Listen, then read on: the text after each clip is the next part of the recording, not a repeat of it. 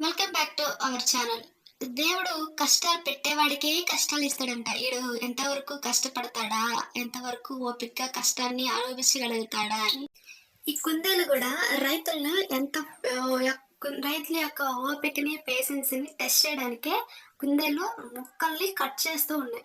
మొక్కలను కొరికి పడేసి రైతులకి నష్టాన్ని కల్పిస్తున్నాయి. మీరే చూడండి వీడియోని చివరి వరకు మీకే అర్థమవుతుంది. కుందేలు కొట్టేసిన మొక్క చూడండి ఎంత చక్కగా కుందేలుకి కూడా ఇష్టం అనుకుంటా. ఏ మొక్కలైతే చక్కగా ఉంటాయో ఆ చెట్లని కొట్టేయాలి అనుకోని.